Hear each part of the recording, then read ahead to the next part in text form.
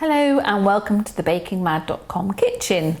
I'm going to show you how to make bread rolls using your bread machine, and I'm actually going to use our Allinson seed and grain bread flour, but you can use white bread flour, wholemeal bread flour, or country grain, but as I say, I'm going to do seed and grain, and you can just follow the recipe on the back of the pack or the recipe from your manufacturer's instructions. Before I add the flour, usually depends on your machine, but you add the yeast first. So for a bread machine you only want 1 teaspoonful of easy bake yeast, and then 500 grams of seed and grain flour,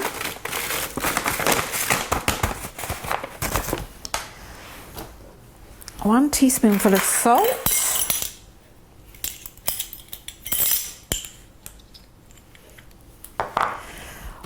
1 tablespoonful of sugar, and I'm using Billington's Unrefined golden caster sugar here just because I like the flavour of it. 15 grams of butter, just pop that in, and then add your liquid, 300 mils of water. That just goes in your bread machine. And basically this is the same method for making any bread, but in this instance all you're doing is setting it on the dough mode, not on the bake mode.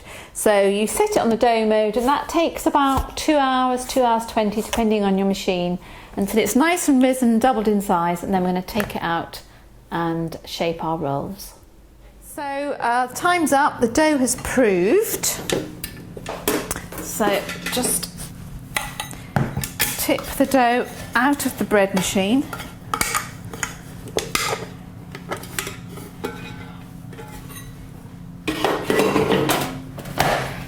and just give it a quick knead. Doesn't need much because you don't want to knock out too much of the air, and you're certainly going to be knocking quite a bit out when you're making your rolls anyway.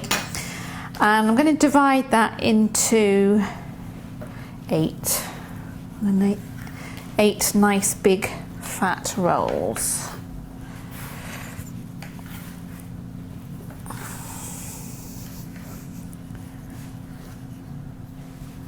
There we go. So just gather all the edges up, turn it over, and then with the cup of your hand just roll it into a nice even roll. You can also do a knot. So shape it into a long sausage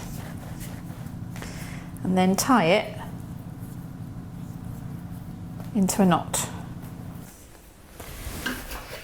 So I'm going to pop those onto a baking tray.